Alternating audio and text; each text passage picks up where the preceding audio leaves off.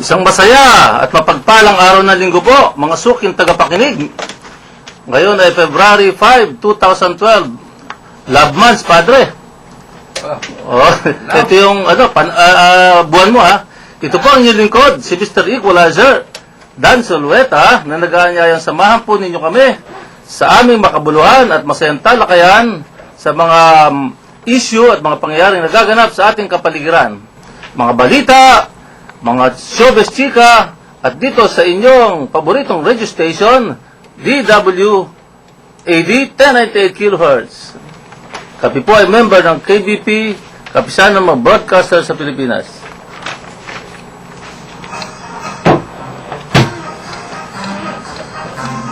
At ito po ang aking partner. Buti umabot ka, partner. At may hinahanap ka. Ang ating partner at katoto. Wala ko si engineer yung pinabanggit mo. Wala nang ibang habulin ng chicks. Idol namin mga kalalakihan, batikang kolumnista, Mr. Katoto, Paski Natividad. Maraming salamat, Katotong Dan, at muli, nandito po kami, mga minamahal naming tagapakinig. Sana po ay laging itutok ang inyong talapihitan sa DWAD, sa aming talakayang Pinoy, na sa loob ng tuwing linggo ay isang oras po kami nagpapahayag ng aming mga tinatalakay na issue hinggil sa kabutihan at mga kasamaan. Kaya mga katoto, patuloy po tayo sa isang oras sa program. Wala ka sumiso, Padre. Okay, si Dinner, Kaya salamat, Katoto. Kaya mga kababayan, tutok lang po kayo dito sa Talakayang Pinoy. At mga kababayan, subaybayan rin po kami sa YouTube at sa Facebook, Dan Solueta, Talakayang Pinoy.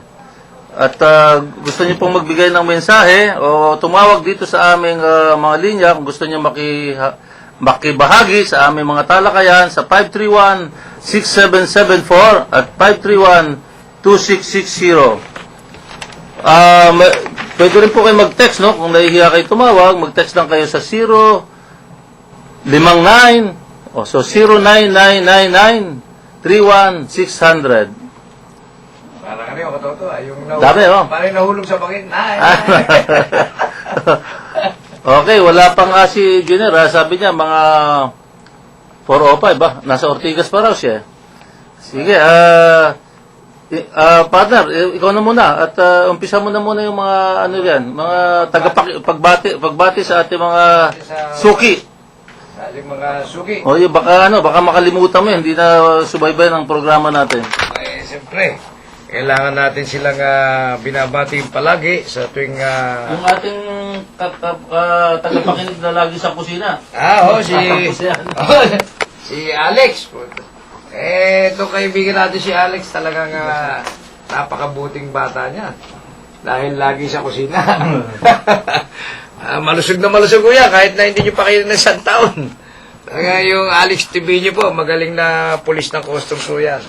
Kaya binabati ko lagi yan at nagseseros kapag nakita kami sa kanyang tanggapan at hindi siya nabati, ay binibiro ako lagi. Bati mo na, pare. Sa iyong pamilya, Katotong Alex, sana'y lagi kang malusog. At dito po naman, binabati ko rin ang ating Custom Commissioner bukas sa ika-110 taong kaarawan ng Bureau of Customs. Bukas na, ha? Bukas na, Katoto. Di masaganang handaan niya. Ang mga activities nila noong unang araw nitong Biyernes ay yung mga photo exhibit. Okay. Oo, tapos nung Sabado, kahapon, yung parang fun run sa Rizal Memorial Quadrangle. Yun po ang kanilang naging programa at bukas ng umaga alas 7:30 yung sa flag raising ceremony. Ayan na si Jill. Andiyan na si Jill. Ito, tama-tama. Tama-tama. Bilis, ha? At magkakaroon po ng mga awarding sa oras ng kanilang programa. Yun po ang programa ng Bureau of Happy anniversary Customs. sa Bureau of Customs. Happy anniversary. Ilan na? 100? Ha? 145 years. 110. 110, oo. Oh, kasama yan lang to ng Philippine Coast Guard eh. Oh, konti lang diferensya nyo, ha? Oo.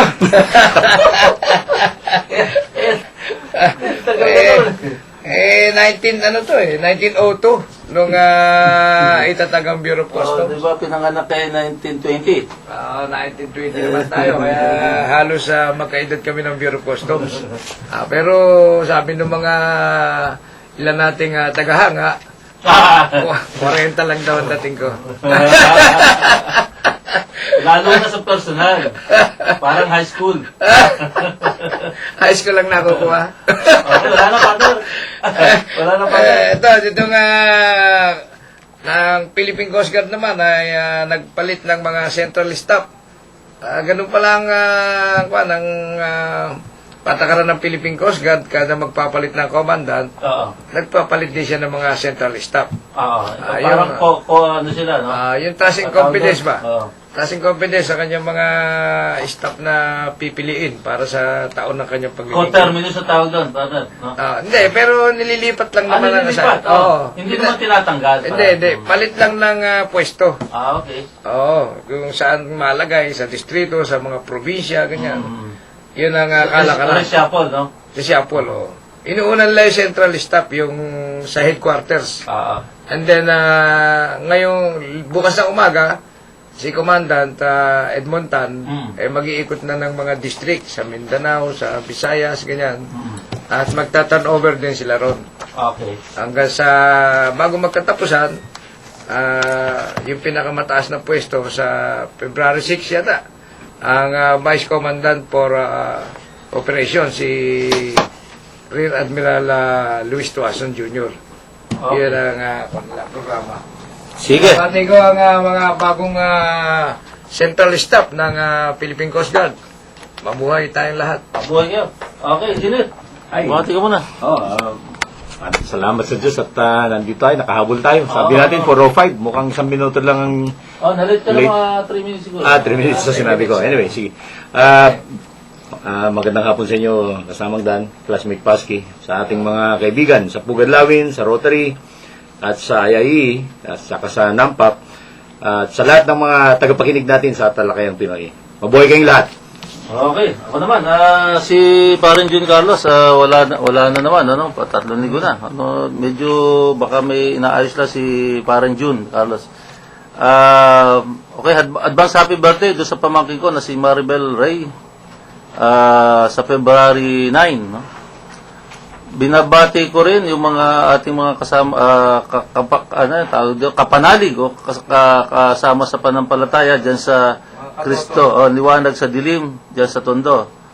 At yung mga pinsan ko diyan sa Taytay, no? At yung mga Permejo family, si Kuya Marcelo Permejo, ang kanyang butihing may bahay, si Ate Inday, si Lino Permejo, si Kuya Boy, si Ate Mer, si Ate LB, at saka yung mga bagong babalik-bayan kong pamangkin, si Raul Permejo. Saka yung kapatid niya, si Rudy Permejo, binabati ko rin. At diyan, yung mga utol ko diyan sa Floodway, si Joven Sulweta, si Asim Sulweta, diyan sa Santa Ana. As usual, yung lagi kong masugid na tagapakinig, si Maring Lydia Hernandez, at yung inaanak ko, si Jetis, diyan sa Kainta. Si Paring Oka, si Masigundo, at si Paring Buboy sa Makati. No? Yung kapatid ko rin, paborito kong kapatid to, si Ate Baby, no? Kaya laging nakikinig. At yung mga pamangkin ko, no, sila Randy, sila Dennis, Erin, si Renald, Florante, yung anak ni Florante, binyag kanina. Hindi ako nakapunta at medyo sinaman tayo ng pakiramdam. Sensya ka na. Nanino si Laura. Yan. May bago akong tagapakinig, no? Nagpapabati, no? Diyan din sa Bacod, si Ray Malisa Arpon, no? At si ating kaibigan si Belen Colliantes.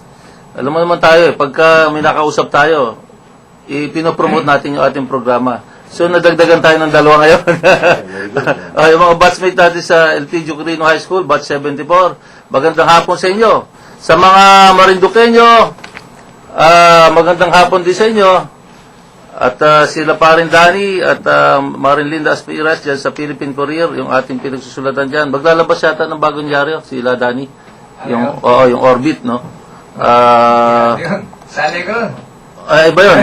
Iba naman yung Orbit sinasabi, ikot na ikot sa mga sa mga patay, bukod sa patay sindi, pati sa mga tawag dito, yung mga Malalaking tanggapan. pinagdidilihensyahan ng orbital. Okay.